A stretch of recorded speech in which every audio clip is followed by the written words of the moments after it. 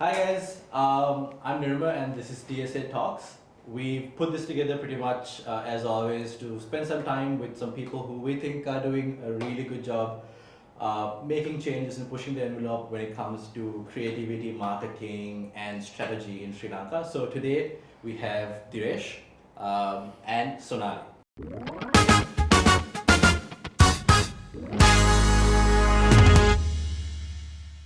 They both are very exceptional. You probably heard of them already as well and seen some of their work around over the past few years. But what I really want to do today is maybe sit down with them, get to know a little bit about what makes them who they are, what makes them push the boundaries they push, and how they sort of connected the dots, in their journey so that you guys can maybe learn a little bit about them and so can I because I'll just be like stealing all the ideas at the moment. So I'll start off with just a very simple question. We can take turns. So why don't you guys introduce yourself, starting with Dhyresh, and what you do a little bit, and we'll take Sonali's response there as well. I'm Dhyresh. I'm the director of brands for the Santani Group, which is nothing major because it's just two brands at this point. And that's about the shortest possible introduction I can give. Okay, love it. Short and sweet. Sonali?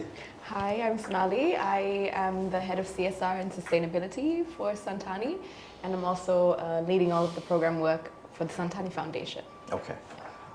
So from my point of view, I've been following you guys for a while as well. I know what you guys have been up to, but for the people who don't know, maybe we can touch a little bit on what your journey has been like. What I mean is, people normally don't end up in marketing or in strategy for brands intentionally. It normally just sort of happens for them due to sort of luck meets preparation meets opportunity kind of thing. So maybe you guys can talk a little bit. I mean, no rush at all. Take your time, but maybe tell us a little bit what your journeys are like, because it's two very unique sort of individuals with unique paths that have sort of converged here to have this sort of little bit of a dynamic duo situation going on with the work you are doing at the moment. So maybe Dhyresh or Sonali, whoever's ready with their response, can go with it first. I mean, again, yeah, we can take our time. We got producer auntie says that we have about 1 hour, so we're good. You want to go first? Yeah, yes, okay, I can. So yeah, we know each other for some time, and this was actually not at all in the plan ever. My background, my educational background was in. I started with medical bioscience, like a very good brown child, and then very accepted bachelor's, and then I did public health and a master's in health economics. And I worked in the development sector with WHO for 6 years almost. And it was mostly work in gender equality, public health, that's development space. And then I had a very hard burnout. And actually, the year before I went to do my master's, because I was already at this point very burnt out, I decided to go to Santani as a guest. I was like, okay, I need a little bit of zen in my life. It's not going to be fantastic doing a master's during COVID as well. And so I went and I stayed there as a guest, and I really enjoyed the experience, just like from start to finish, how it's curated for you, what it does, and how it puts you in this space that really allows you to work on yourself. So I was a guest, and then I also met Vikram during that time, and he was telling me, he's like, I see like great ambition, and you really want to do all these amazing things, and it's like, love that for you, but you're gonna hit this point in your life where you will feel like, why am I just chasing this like academic validation train? Like, why is this like? In a way, it's good to be driven, of course, but not to the point where you're attaching your self-worth with that. And that's exactly what I was doing. So, and I was just like, okay, cool, thank you so much, but I'm still gonna go do my master's. And then 3 years later, I just remember this conversation with him where he was just like, remember to take care of yourselves and remember to like, very Yoda moment of him, to be honest. And I remember this conversation, and it was at a point where I was like completely burnt out, and I didn't really feel like the work that I was doing was helping me, and therefore I wasn't able to perform and do impactful work. So yeah, that's how I messaged him, and I was like, hey, do you have like maybe a property in the south that I could just like manage and just like quietly live my south life? And he was like, not a chance. You can do so much more. It's just that you're not managing your self, time, effort properly, and you can do that. And I didn't have this concept before, because I was like, if you're working, you work yourself to the bone. You know, you just there's no work-life Regulation, balance. yeah. No, Yeah. what is that? That's not a thing. So so yeah, and when I was figuring out what my role is actually in Santani, and that's I think like another like we can go into this a little bit better where it's really important for businesses and organizations as well, like even in the development sector, to see a person and then see the potential and then create the role around that person, because that's I feel like how I fit into the Santani Group, where it was like you can do something. I'm not sure what it was. I don't think the company was sure at the moment also what it was, but my background was in development. They are interested in being a conscious brand, having a very conscious clientele as well. So it was a very natural next step for them to create a department on corporate social responsibility, sustainability, having metrics to measure that, making that a real thing and not this ad hoc thing that they sometimes do. And separate to that, we also established, like, since I onboarded and I started working with them, we also set up the Santani Foundation, which is more the philanthropic wing of the Santani Group. So that's how, based on my experience, even though it has nothing to do with the hospitality tourism space, I feel like, you know, it's a good fit for me in my life right now. Okay, superb. There are some other things I can touch on there, but we'll get there because there are sort of other facets to, I feel like, who you are and how you function and what you sort of, how you approach your work that we can talk about a little later that might give audiences a little bit more insight as well. Yeah. So I will get there. So, Dhyresh, please over to you. So I was also a very good brown child. Okay. I was an engineer. That's step one. Okay. Make your parents happy, then do what you Fail want. step one. Okay. Yeah, so I started off in engineering, and then I joined Autodesk as a technical representative for Sri Lanka and Maldives, and worked on I worked on like the Maldives, the airport terminal, and breakwater on Port City and things like that. And then I was like, construction, nah. So moved over to, so because it's a technical representative job, what you do is you work with the marketing and sales department. Sales. So I learned more about marketing and sales than I did about anything else during that period. And I was like, okay, let's try this marketing thing out. And I joined a production company to help them get business, which is sort of like this hybrid marketing sales role. And that went on for a few years, and now I'm working with production teams. So I started learning about production and design and things like that. And at some point we closed that company down. Yeah, we closed down, I think, in 2017 or 18. And then I freelanced from then onwards as an identity designer. So at this point I'd fully transitioned to giving a shit about design and branding. And then one of my he wasn't a client at that point, he was just a friend, but he owns this company called Cabbage Apps. Dulita. So Dulita said, yo, I can't figure out head or tail about this brand guide, can you come and help? And we went to Santani. That's how I met Bikum for the first time. So the issue they had was the brand guide that was done for them when they started off, or at least us now, the brand guide that was done wasn't designed for digital. And what Dulita was doing was creating this app sort of thing, like a web app. And the guidelines don't transfer onto digital. So I sat down and read the brand. And then so Bikum has all these concepts, right? Like, so everything about wellness, from yogis doing detoxes 5,000 years ago for what? In the Himalayas, what stress do they have? They're eating the most organic food, like, for what reason? And there's a bunch of these like linchpin concepts that Santani has. And I managed to like capture them and simplify them, and he was like, do you want to work here? I was like, cool, let's do that. Okay. That's really interesting because for me, when I was just listening to you guys, I was just sort of identifying some moments that were quite significant. They were like turning points for you. From your sort of point of view, for someone who is maybe looking right out of university at the moment, is it sort of like a process? Well, what Steve Jobs said, you can only connect the dots looking backwards. But how do you intentionally go forward in your life now with what you know? What kind of advice would you give to someone, maybe your 18-year-old selves? What would you tell them a little bit as well? Because I mean, there's a larger conversation to be had personally about the kind of people who look up to you as well. Because even though you guys might be operating in your own niches, like there are people who sort of follow your work, right? So just from that point of view, I mean, if you were talking to them, what would you tell them? I mean, because these moments seem very arbitrary and random, but they proceeded because of an intentional choice made, right? How would you sort of advise them, Sonali and Dhyresh? I mean, what would you tell them for those, how to handle those kind of moments? Go first, I go first. I mean, if it's very specifically 18-year-old me, don't be as idealistic as you were. Because that's not. I don't think at 18 you have like a broad enough picture of anything to be idealistic.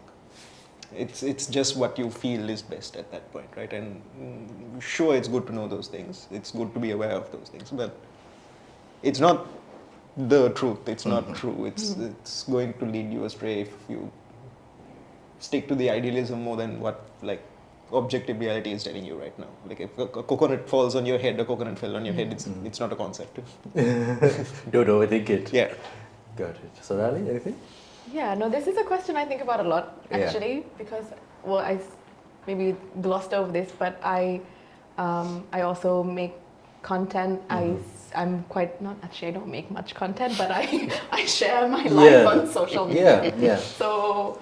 And that started as like a means to an end. Actually, so straight out of school, I knew that I wanted to be financially independent, and that was if we're getting real personal, like that was actually a way for me to also have to be able to create my own identity around what is it that I want to do separate to what are the expectations of my family, society, X, Y, Z.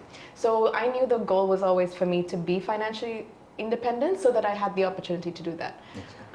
So at like 18-ish already, I was working as like a model, and I would find opportunities of writing, speaking, public speaking, wherever else that, you know, the opportunities align, I would explore them. So one of the things that like sort of created its own path was modeling, and by that social media content creating, things like that. So at that age, I was like not really thinking of like how does this broader impact me, and I want to do this. It was just like survival mode of like I need to get from here to here to point B, and how do I do that? And one of the biggest things was of course I need to have my own money. I need to put myself through school. I want to finish my bachelor's. I want it to be, and at that time I had this very clear idea of exactly what I wanted to do, where I wanted to work. But like he said, like you're at 18, like what the hell do you know what's 18? You're not gonna 18-year-olds out there, So you don't know what you're most of the time talking about. Know, and it's okay. It's okay. It's totally fine. Okay. But I did what I thought was the right thing at the time, and what I was told was like, okay, if you study the sciences, like you're gonna have a good job, you're gonna be financially secure. So that's exactly what I did, and I studied medical bioscience, and I knew at that time, like, okay, I'm gonna switch to public health. I want to work at WHO, and I want to do my master's at LSE. I wanted to be a Cheveling scholar. Like I knew that very early. Yeah. Again, but that comes with so much pressure on like an 18 to 21-year-old. It's nuts. So, and at the same time, I was getting jobs and working as well to get to that end. So looking back, I would say, you know, I don't regret any of that. I don't think that those were those years where I like really dedicated to just getting out of a situation I didn't want to be in. I don't regret that at all. Yeah. I think it definitely took a toll on my body. Yeah. It took a toll on my mental health for sure. Yeah. But that being said, like, I don't see how I could have changed that for myself.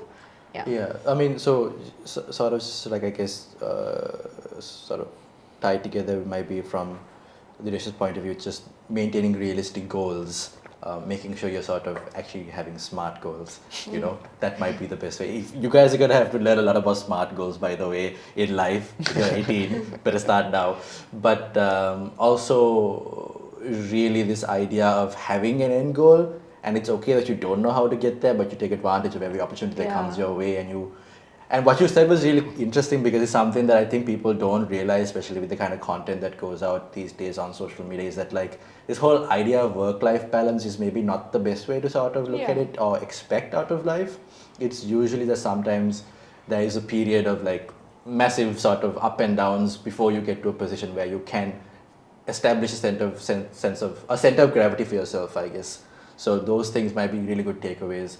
So thanks, guys. I'd actually disagree with that a bit. Okay. I don't think I started off with a goal ever. Okay.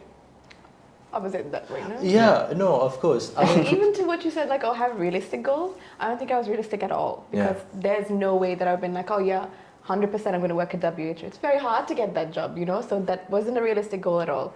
I think the time period, like from 18 to 21, it's a good time to be a little like delusional, you know? Like to have something that, because when you have these goals that you don't know how to do them, it sort of opens you up to explore more. And by way of doing that, then you might find the thing that's for you. Okay. So when now I feel like we're still exploring, and that's kind of the beauty of the company, we're doing that, but that so if I was to opportunity is reframe it, then maybe I would say have a bigger vision for yourself, take advantage of opportunities, and for you, from that feedback you gave to yourself when you were 18, listen, like be more humble, listen to other people's advice, don't be idealistic. No, it's not that either. It's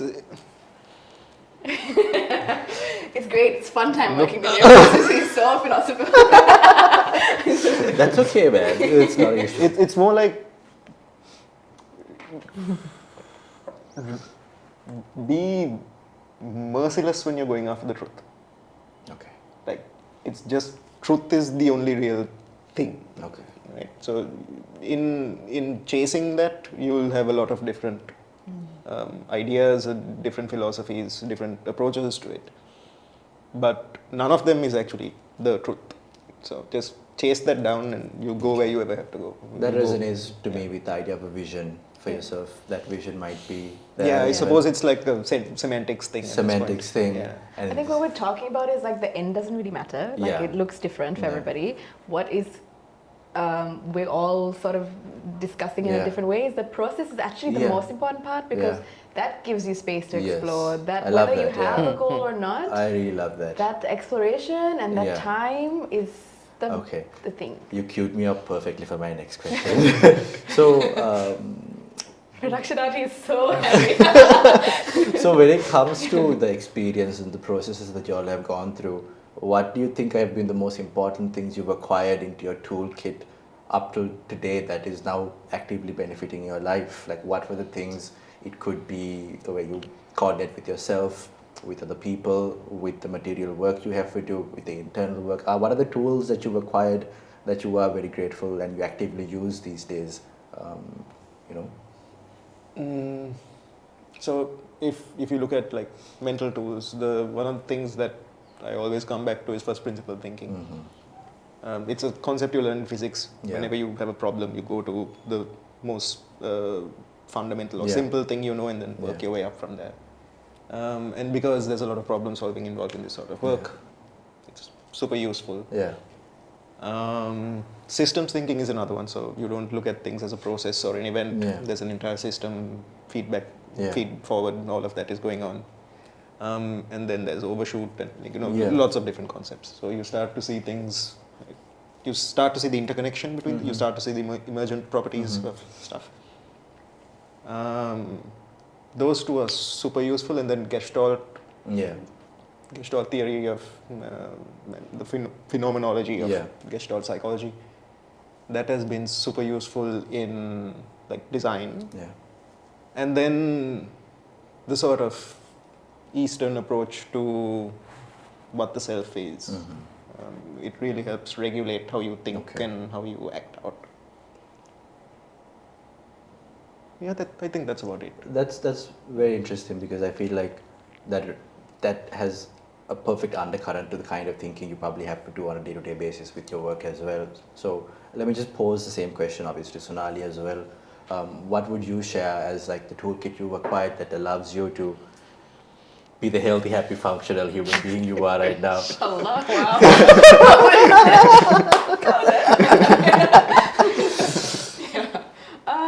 I think maybe in the professional space, one of the softer tools that you need is asking for what you need. Like that's a very important one, and I'm still learning that, to be honest. Like, I still text him being like, are you mad at me? Is it okay if I just, I still do that genuinely, and it's a practice. And I think asking for what you need in the workplace, whether it's signing on the contract, whether it's, having the right things for you to do your job, any kind of support you need from the team, voice that. I think that's a very important thing, and I really appreciate when other people do that also, because it's like, okay, we're working together when you do that. The other thing I've learned early, and it applies to my professional career, is through personal experiences, which was when you're growing up, you always want to fit in, and you want to assimilate. I moved from Bahrain to Sri Lanka, to schooling in Sri Lanka, so trauma. The whole goal was to always not be so different, but actually by birth, by identity, I was just already different. I'm not from Bahrain, I'm not from Sri Lanka, I'm from neither place, and I'm not going to fit in either place fully.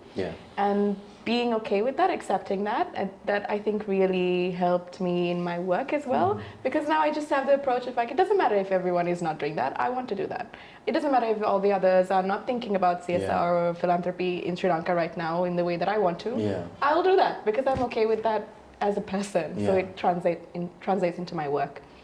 And even at work, like, the smaller things of like, if I want to dress up, I'm gonna dress up, and doesn't matter if you think that's like not serious or whatever else, I'm just going to be that person, because then that translates into my work kind of naturally.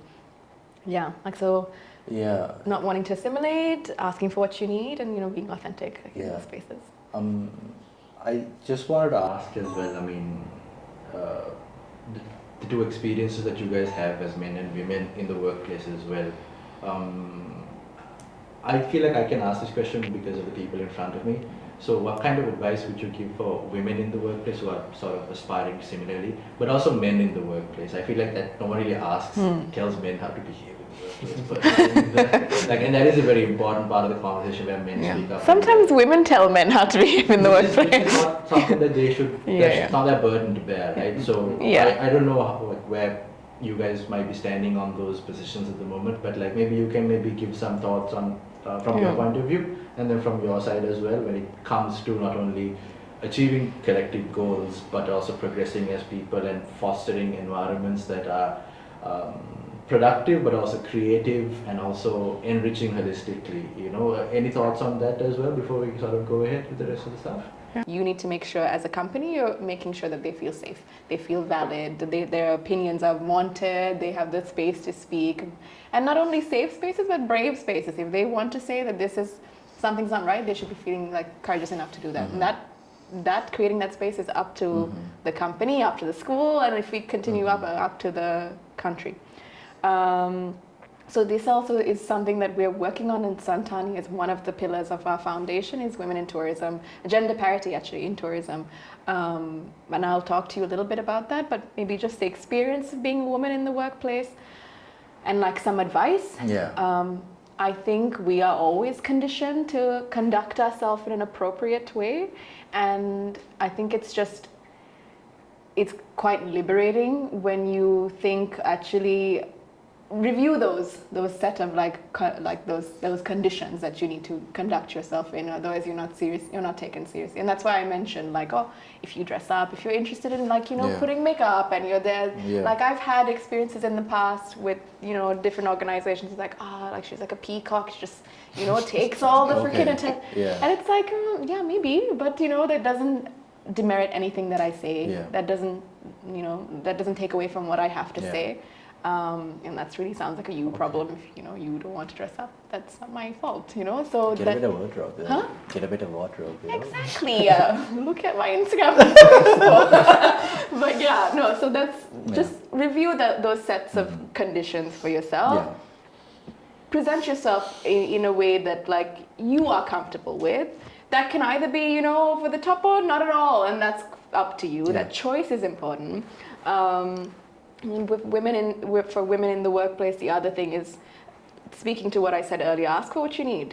If you don't feel like you're not being respected, say that, voice that. It's important. It's not just for you, because women tend to, if they're feeling, and I've done this when I was younger, 100% don't want to rock the boat, you know. This person is making me super uncomfortable, but I would rather suffer in silence than to just be the difficult one. Yeah. And I think I learned through experience, no, actually be the difficult one. Bring up the difficult topic, you know. Be the person that's always just like, no, that's you're not like this. You know, just be that nitpicky one, because that'll only last a very little, like short period of time. And then the culture of the corporation, the culture of the organization has to adapt, because that's just the nature of if they are a conscious company, of course they will want to adapt to keep you, to sustain, you know, talent that they want. So voicing that is super important. And the other thing I think is, I said about being authentic and asking for what you need. And I think women tend to really, well, we know this as like a study, where women tend to they tend to undermine their capabilities and their capacities. And if you see, and we've seen this also at work, and when I've hired, I've also seen this, they never negotiate the price, that like the payment. Whereas men are always like, okay, what about like 50K more for this, you know, like can we, they never even bring up the question of like, okay, I actually feel like I could be worth a little bit more, my time. So I feel like, you know, try that. Like, try to... Don't underestimate your value. No, don't. And actually see that as a company, I would really encourage positive discrimination. And I want to explain that a little bit. It's just like, if you, for example, in your job descriptions, the TORs that you share, if in the job descriptions, if you could just put in like, you know, we actually encourage women, persons of non-binary, just that one sentence actually increases the number of applications you get from that population. And then when you do have two candidates, if you can see sort of, and this is going back to one of the first points that I said of seeing the person and then seeing the potential for that, for your company. Because if you have people that are from marginalized communities, vulnerable populations, they bring in that experience to your company through your work as well, to their work as well. So there is this multifold effect that happens when you give agency to marginalized populations.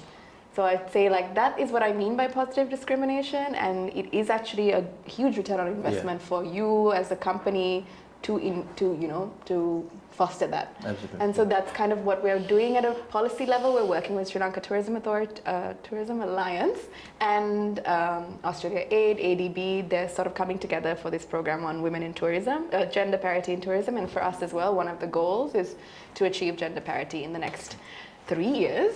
It's Delulu is Srulu. So we have a staff of 70 at our flagship property at the moment, and there's about 10 women. So there's a long way to go. But the 10 women that we have are phenomenal. You know, they are really, by way of who they are, showing us why we need to invest in a gender parity program. Also sensitizing the staff on engaging with gender equality measures, seeing that ownership, taking that as their own. Engaging men is a really important part of that. So lots to come in that space for us as well. Something hopefully a lot of other corporates will start emulating as well and following the lead from. Dhyresh, I just want to give you a bit of time as well. What would you feel from the point of view of a man in the workplace in Sri Lanka? Like, what would you give as advice, or like, how would you go about making sure that's a productive environment or a sort of enriching ecosystem being built out? So, I think we'll arrive at the same sort of space, but I approach it from another angle. Why you have this conversation at all is so it's an HR problem, right? The function that sort of generates this, has domain over this conversation is HR. And HR's job is to sort of funnel the labor requirement and the knowledge requirement that we need for the company to grow as it should. And what you generally want is competence, and if you're lucky, genius. And if that's what you're optimizing for, the only thing you can really do is to widen your net as vast as possible, because what you're looking for is exceptions, and it's only in a big population that you can find an exception. If you create an environment that sort of isolates a part of the population, you're not going to get as much. And that's just creating problems for yourself. Why would you do that? Yeah. Agreed. Yeah. Yeah. I mean, I think that has to be the future for Sri Lanka as a whole as well. I think it's a little bit lopsided at the moment across the board. So these sort of, I guess, frameworks of thinking about not only from the HR side, but also holistically, like across the island, that will make a huge impact for the country, because that's where that exponential growth is possible for us, is what I also feel. So I want to sort of navigate this conversation now a little bit more into your hammers and screwdrivers a little bit. So when it comes to the work that you guys have to do on a day-to-day basis, what are some of the principles that you guys might be applying when it comes to philanthropy, when it comes to CSR, when it comes to building gender parity, or when it comes, on your point of view, brand development as the big umbrella term that is? How do you guys actually function as individuals, as leaders, so that not only are you pushing KPIs and making sure the right metrics are being measured, but also making sure that trickles down in a very complete sense, as opposed to it being like Chinese whispers, things don't translate between two people. So how do you guys manage from a creativity branding point of view? And then maybe Sonali can go into the side of how do you build a very well fleshed out CSR philanthropy approach that is beneficial for internal communities, but also external, outside of corporation communities. So maybe I'll let Dhyresh start that off, and then maybe we can go on to Sonali. Sorry, is the question more like operating principles? Is that Operating principles as a person. So what are the systems and models you incorporate when you think about problems when it comes to creativity? Now, for example, you mentioned that you think first principles and the system mindset is really beneficial for you.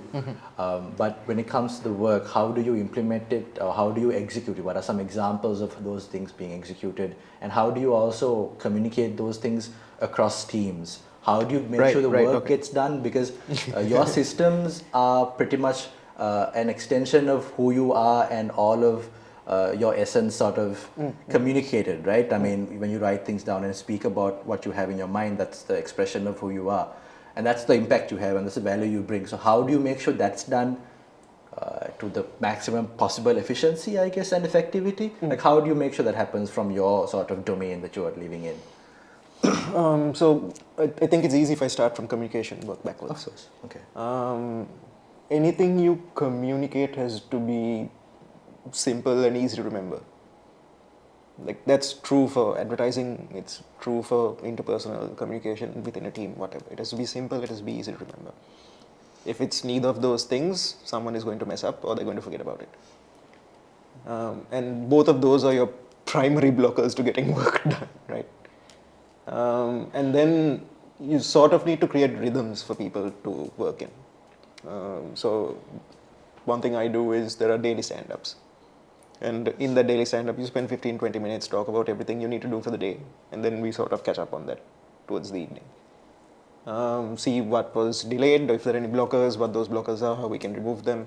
So I think I approach a lot of my work as there is a path to go from A to B, or A to C, or whatever it is, and there are barriers in the way. My job as a leader is to identify and remove those barriers. How do you, if you don't mind me asking a follow-up, let's say, for example, there is an idea that was developed between you and Sonali.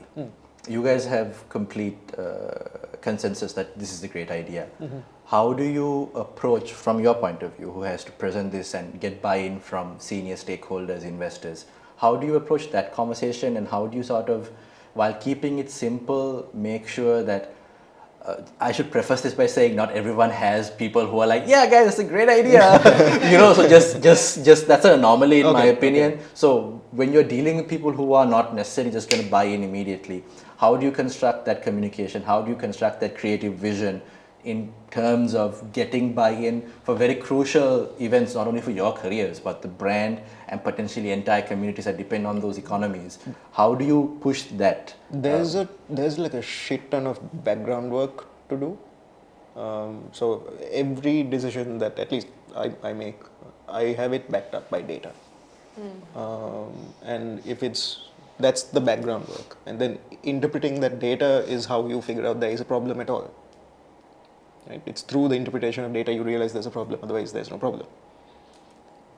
And then, okay, be like, okay, this is the problem space. Do we need a broad solution space? Do we need a narrow solution space? Depends on how fine the problem you are. And then it's like, okay, these are potential cases, these are potential solutions. These are the resources each solution is going to take. And based on all of that, looks like this is the obvious solution, least resources taken for maximum output. Got it. And that is the way I think like any logical person would approach that situation. I guess the hope there is capacity to implement. Correct. And get everything breaks at implementation. Yes, everything breaks at implementation. Strategy is easy. Strategy is easy.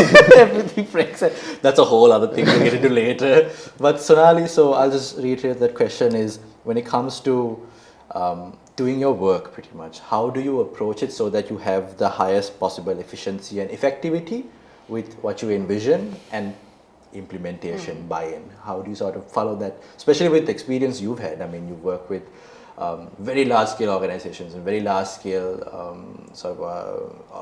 entities, and you've had leadership roles there too. So you must have a very broad spectrum of experience. And maybe you can just give us some things that you implement that help you do your work. Yeah, so particularly with operating principles, in how we designed how we're going to, our approach to CSR, and then also why we decided to, actually CSR is not enough, we want to work in the philanthropy space. We looked at Santani, the hotel, as what is the value of Santani as a hotel? Who are we actually?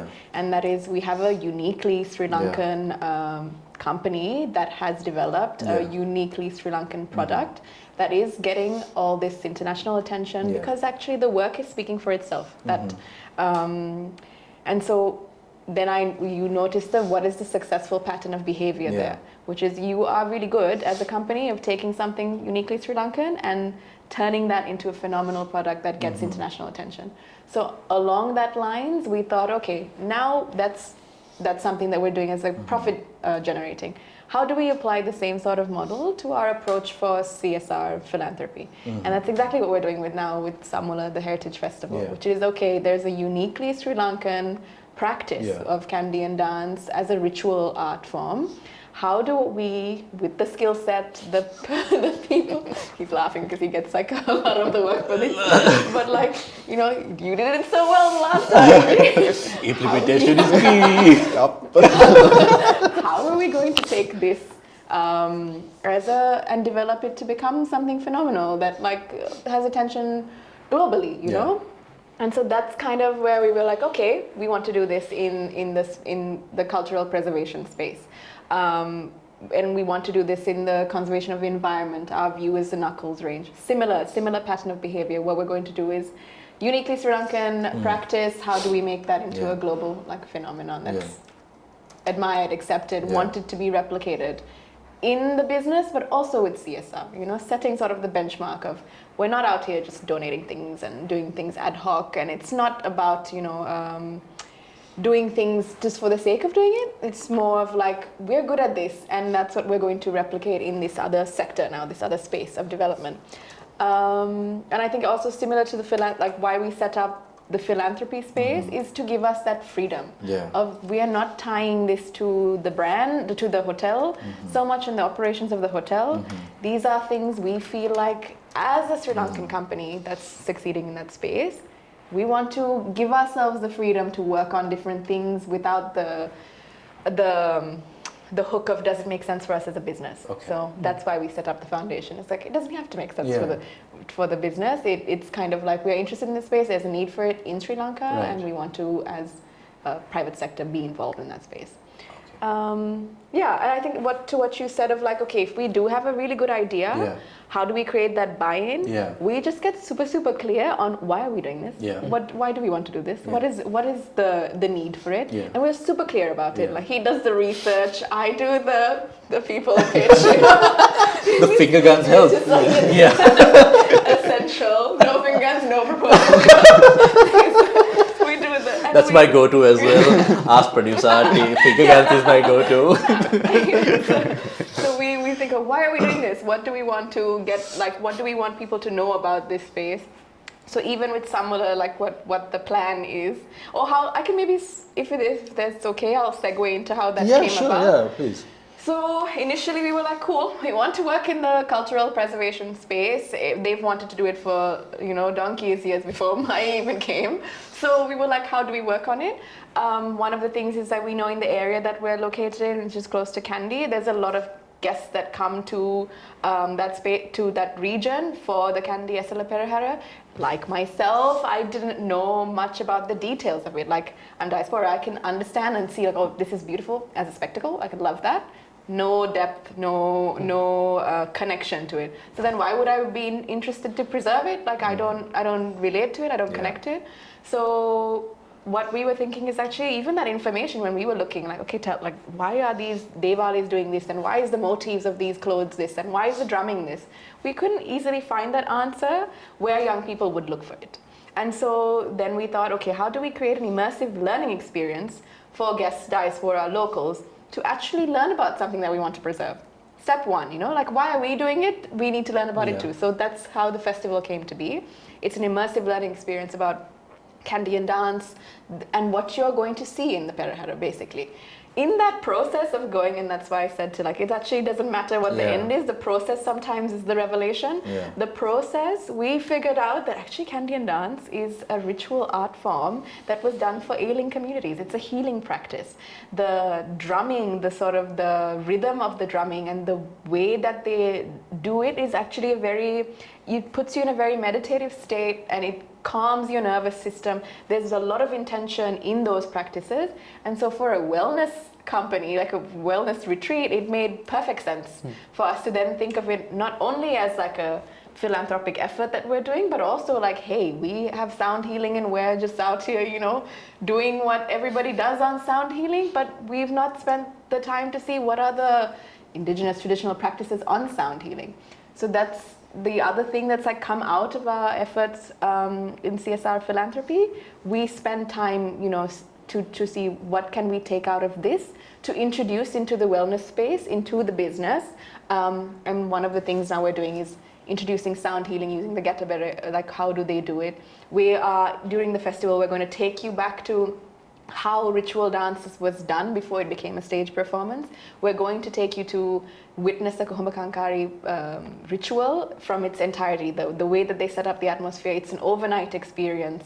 And the best way that I can use like English words to describe it is like it's a tantric dance, and you get immersed in it, you release, And so how do we then take those elements of Kandian dance, the drumming, the way that they set the ambience, and like I said, how do we create a phenomenal product that like everyone is interested in, And so that's the linkage, I'd say, and that's how the strategy, the branding, all of it kind of works in one flow.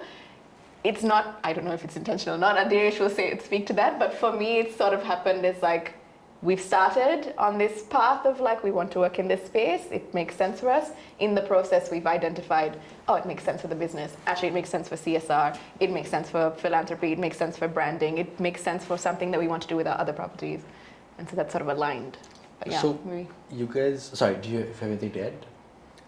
Yeah, it was intentional. it was okay. Mana, you want Q&A? Tell me. So you guys touched on a couple points I think that have intersected perfectly, because it's like all little things that I'm fairly curious about as well, right? So there's something that I personally feel under the sort of the choppy waters, like deep down there's like an essence of Sri Lanka that exists, that is fairly erased at this point given how like westernized the country is. So with that in mind, and also the idea of how do you identify value? How do you denote something as worth exploring? And how you guys feel Sri Lankaness from a creative point of view. I'm really interested in that, because you mentioned in the typography side, you look into scripts that might have been used ages ago, but also when we are positioning the country internationally as well, like this Sri Lankanness creatively, but also branding, CSR, sustainability. What do you guys think excites you like what excites you about Sri Lankanness from the creative point of view? If you don't mind, I'm going to constrain you there. And then from the CSR, sustainability, heritage, like what excites you guys that you wish people knew or people understood, that if you had a loudspeaker to the world, you'd be like, XYZ, you know, what would that be? And I feel like you were a little bit on, like, had some momentum going, so maybe I can pose it back to you to sort of complete that thought for me, and then we'll go to Dhyresh.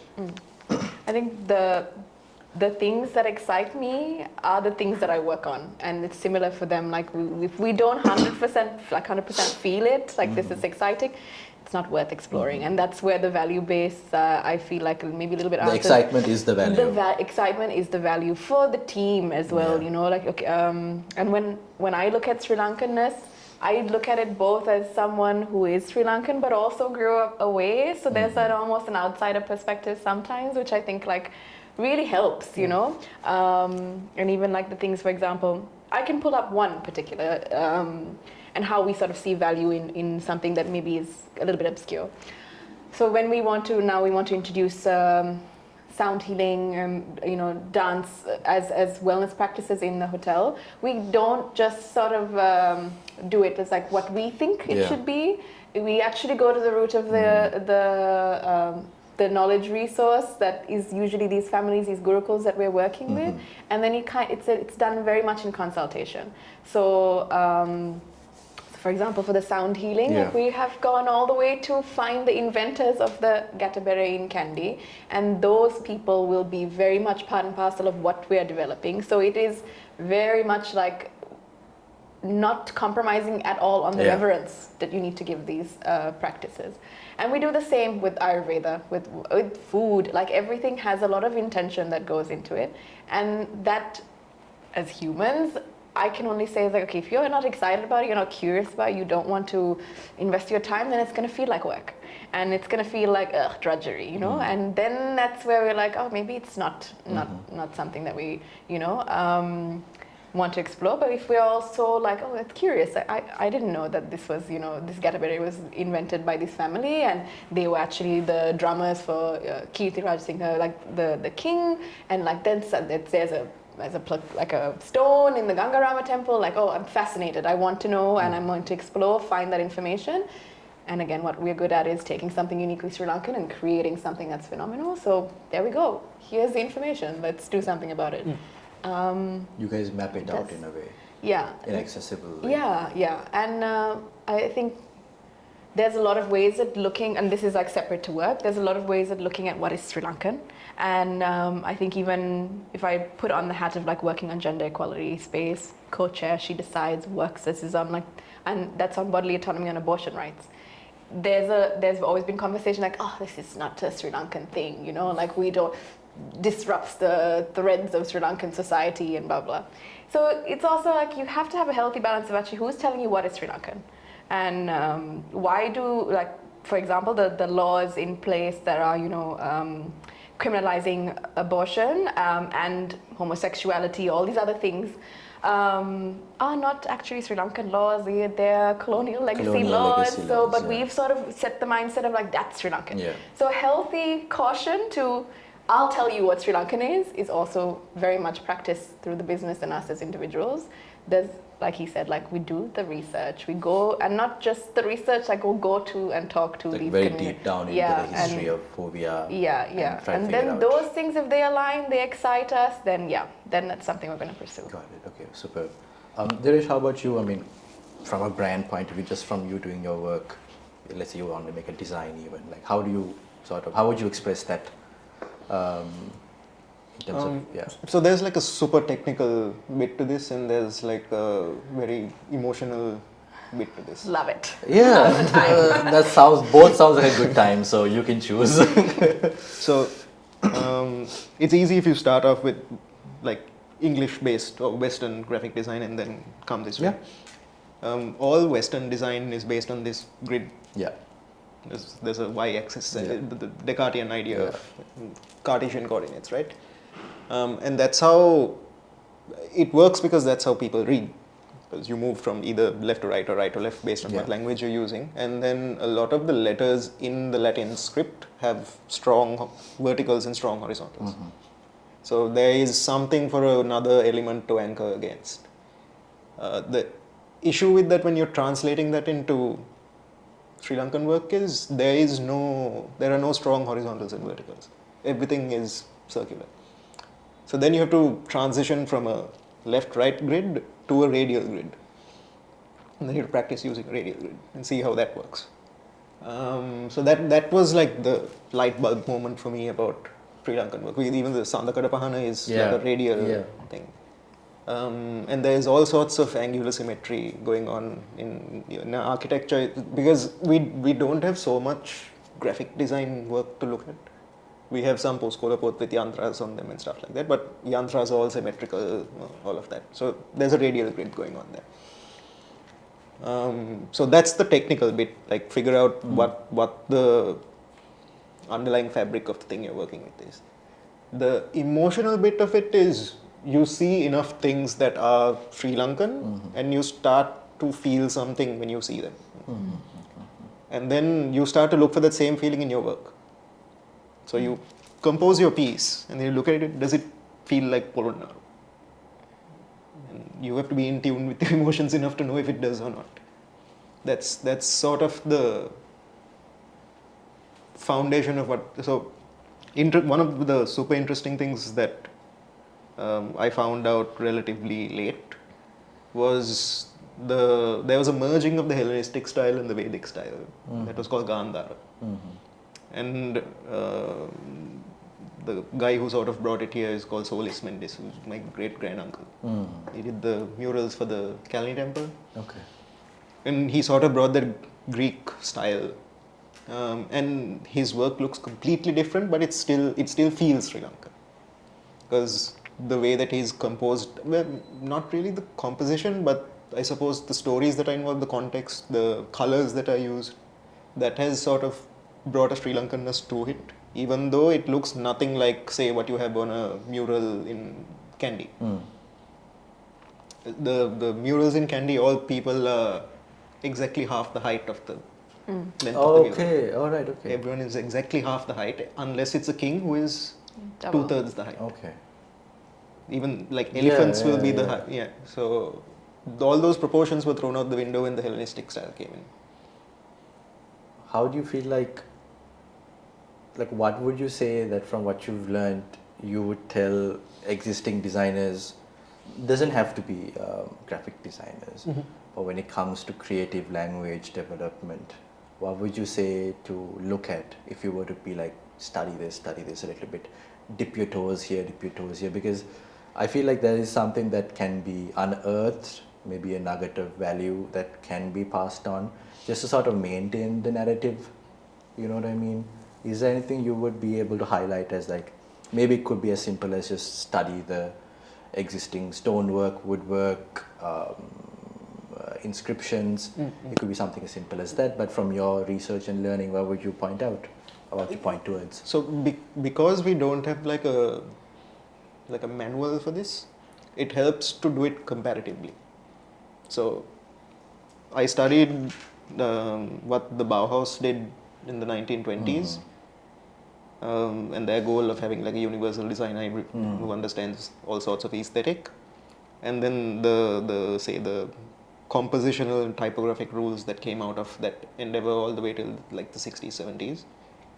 Studying that in comparison, a lot of that work is laying a grid on top of something, seeing how it's structured, figuring out composition lines and leading lines and things like that. So you reverse engineer the stuff that was already done and the stuff that you can reverse engineer. And then you take and when you reverse engineer things, you learn a lot. Yeah. Then you take that and you take those findings and you apply it onto what we have here. Not just here, I'd say. There are a lot of similarities across the entire Vedic sort of branch, all the way from Afghanistan to Indonesia. There are lots of similarities in terms of aesthetic. Sharper, softer, so on and so forth, but there's a lot of similarities. And knowing that in comparison also really helps. Because it's easy to pick out the underlying thread when you see a lot of different things, rather than when you see two things, it's like... Broaden your learning horizon a little bit, right? Yeah. Okay, so that was a bit of a deep dive into it. Like, I can just say one thing. Like usually when he's done a brand identity for something, or we're like working on some visuals, he'll consult the team, and it'll always be the question will always be, how does this make you feel? Like, what is the feeling that you're getting from this, and not necessarily how does it look to you? Because I feel like now, having worked with him for a while, I know the difference of the two things, and that maybe is a good way to like measure, through and. Yeah. That's the objective stuff I know for sure, right? Like, is it aligned? Is it in composition? Is the visual hierarchy okay? That's all objective that can be known. But the fact that I feel that this is Sri Lankan doesn't mean that someone else will. That I might, so that. Interesting. Yeah, because even for one of our clients, we were just talking about how to make their website More Sri Lankan. More Sri Lankan. And a lot of stuff that came, sorry. No, sorry, continue. And a lot of stuff that came in was like the murals at the Candy Temple, the woodwork from there's a really famous temple where it's known for the woodworking. I can't remember the name at the moment, but bringing in those elements. And that was like, for me, like the fastest and easiest way to do it. So I was really curious. The reason I asked was to understand what was the methodology that you guys also implement. And I think, fair enough, like there is no manual. It is simply about consuming that understanding and consuming at a wide breadth of information. And the most important thing is, how does it make you feel? I completely understand that. Give yourself that freedom also, like, I mean, from the CSR agenda, this space, I think also like culture, just like language, also evolves. And that's, you can also develop something completely new and say, this is Sri Lankan, and it would be Sri Lankan, correct, but that's also... Culture is society over time, right? Like that's. Have you guys seen the Tintin book covers that have been designed? Yeah. I love it. I just love it. It's like the perfect collision of like our generation really just choosing to be like, you know what, we are here too. Like, and like, I don't know if this is very niche show for the people. Like they had done the same thing for One Piece, which is like a very popular comic thing. Well, I'll just call it that, people will hate me for it. But like they've just essentially implemented that in Sri Lanka. And I just love that repositioning of Sri Lanka, how it's happening through the eyes of people who always looked outwards and consumed outwards, but are now shifting that sort of funnel towards what's happening here. And that was one of the larger reasons I asked, is because I personally feel like a lot of the work that the people I meet when I do this are doing that. They are in essence transmuting their experiences as people who have clashed into this culture in a way that is very unique to them, and also adding value back. So that's what like I really enjoy about the topic, is to understand how you guys perceive it, how you guys sort of transmute it internally and then spit it out and get validation for it and make it come to life. So thanks for sharing that insight. I think there's no right way to do it either. It's a very personal sort of impact, but that impact is needed. And I'm really like thankful for people like you who actually go through that process, because it's not easy to get buy-in on those ideas at all. You need to be in the right spaces to do that too. So kudos to the both of you. So there's another question. I mean, as people who are sort of moved fairly high up in the chain in terms of a corporate sense, Auntie signaling at me. I'll keep it to like a little few questions after this. It's quite intimidating. Yeah, Auntie is deadly. Scary. So okay, I'll sort of ask a couple of questions and then sort of wrap it up. But so yeah, I'll ask this question. What are some of the challenges, even as much progress as you all have made individually in creating this sort of path? What are your challenges at the moment? What's your ceiling you're at, or that you're trying to break through at the moment? Like what's like, where are you stuck at and where do you want to take it next? Personally from your career, but also in terms of the way you guys push the envelope and also the way you guys approach your crafts, you know, as people advocating and people creating in terms of content and branding as well. So I think my biggest challenge is the fact that I learned everything, I'm self-taught across the board, right? Other than for engineering and like behavioral sciences, I have qualifications there, but nowhere else. And I've sort of taken a round of like my own path to understanding what these things are. And that doesn't translate well to people who have industry experience. For example, if you ask me what branding is, I'll say, okay, the etymology of the word brand is in Old German. It means to burn. And it came out because people had to burn a sign on their cows, or cows get mixed up when they go to a field and no one knows whose cow is whose. So a brand to me is a tool for identification. People identify things with brands. Managing, so if someone is to identify something, they have to remember it. If they have to remember it, it needs to be stored in their memory. And necessary associations have to be created. And that's why brand management to me is managing memory structures. But to someone who went through a formal course, I just uttered Someone who's done their SIM certification won't understand that.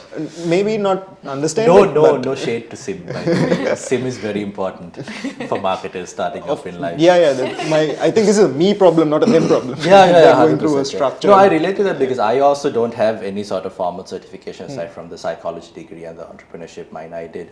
So everything that the way I think, the mental map is completely like skewed compared to. So for me, a large part of it is like, how do I communicate what I have in my head in a way that is relatable to you? So I completely understand and agree with that. So please carry on. Yeah, sorry, I didn't mean to cut you off there. No, so that mental map doesn't translate on to other people. And then think right now, because of everything that Sri Lanka went through and all of that, finding talent is quite hard. Just because they're not there, like they've gone. Yeah. So that's probably challenge number 2. Other than that, I think I'm okay. Yeah. Okay, man. I have a list here. Okay. So, I mean, Sonali, what would you say, that you've been hitting and that you are trying to resolve? Because your resolution is probably going to be something that benefits other people, either in front of you, behind you, around you. So, what would you point out at the moment? I think it's similar problem, different font. One of the challenges, so the way we worked on CSR is again like sort of like concentric circles. Like we focus on the individual, that's the individuals in our company and the individuals that directly benefit from us, our guests. And then we look at the collective, the community around the company, and then wider like society. So when we think of that, and it doesn't need to be this way, but CSR and philanthropy, we are looking to create an impact, sometimes not super measurable what that impact is, but when you come with the mindset of I want to do the best possible, when we're investing our time and effort, and we really want to see the results be as fantastic as it can be and as powerful as it can be for the communities that we're working in. And so I always struggle with like, okay, if we had more people on board, if this brand and this person also came on board, and if we pooled our resources, this impact would be phenomenal, it would be great. And sometimes they have to reel me back in and being like, just dial down the crazy, just maybe let's try to do There's what no we can. crazy, there's no crazy. There's just a lot of passion and energy, right? So he says the Vata energy is too high with me, And No, it's not just too high with you, you're a Vata. It is who I we am. get into this I'm later. a Vata. I'm a Vata case. It's okay. So they sort of just tell me like, actually no, focus on the cause and not so much the effect of what you want to do. Focus on the process of what we can do. Let's do the best we can with individual, community, and then society. And so that's a self-imposed challenge of like, I really want everyone to be on board so we can go further together. And that's been something that I'm like trying to reel in. Falling in love with the process has really become like a core mantra. It's just like, it's the process, it's a process, it's a process. And that's the step you take every day, it's a process. What's a better system? So, okay, lovely answers from all of y'all. So I'm going to segue into the outro, which is where I asked you guys 10 questions. Okay. 1 or 2 word responses, max, whatever comes, very stream of conscious. So I'll just ask someone, so once that person's done, the next person responds. Okay? Cool. This is the psychology in him. No. This is a Rorschach test. If anyone's interested, there's actually a long history for this. James Lipton used to do this thing called Inside Actor Studio at Pace University in New York, And he borrowed it from a French interviewer who used to do the same thing, and he thought it was a really good way at the end of a really insightful thing, like a deep dive, to just pull like abstract parts of a person and access them via these questions. So I thought that was really interesting. So this is in no way a summary of you, but it's an interesting insight. Okay, what is your favorite word? My favorite word? Yeah. Etymology. Resilience. Whoa. Oh, there we go, there we go. Okay, what is your least favorite word? Can't. Power. Oh, okay. What turns you on creatively, spiritually, or emotionally? Or. And What turns, repeat it? what turns you on creatively, spiritually, and emotionally? I'll change that actually. Fair enough. Can I be cheeky and say nothing? Yeah, fine.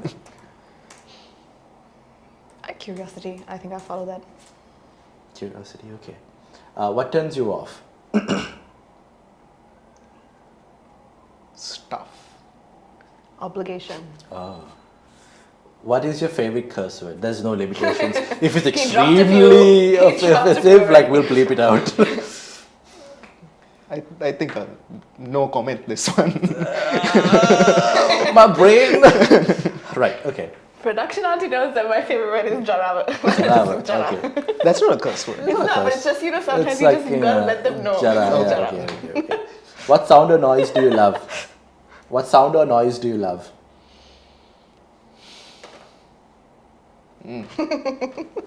Like a orange amp turned on 10 with the gain turned on full. He didn't tell you he's a metalhead. Oh, okay. That's a very specific sick sound. Okay. What's a sound that I love? Yeah. Sound or noise that you love, you know? I like Velcro. Oh, nice. That's Aesthetic. a good one. That's a really good one, actually. Okay, what sound or noise do you hate?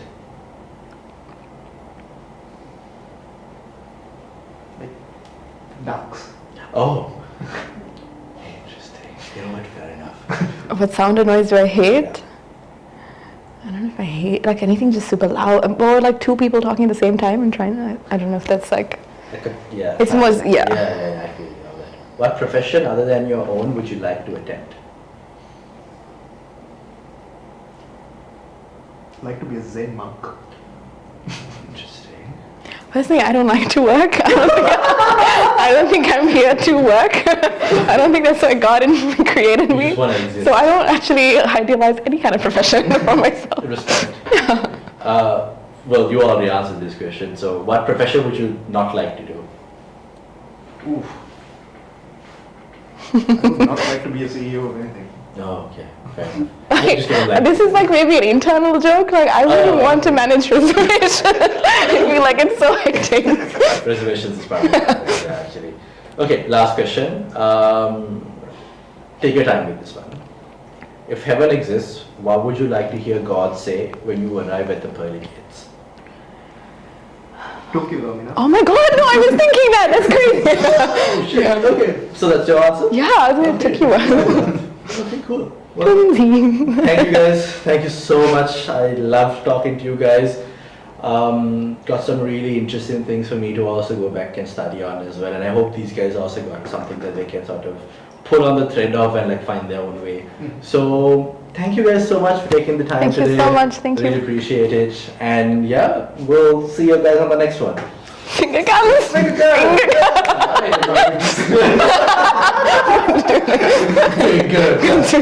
No, guys, no. Thanks, Ed. Yay!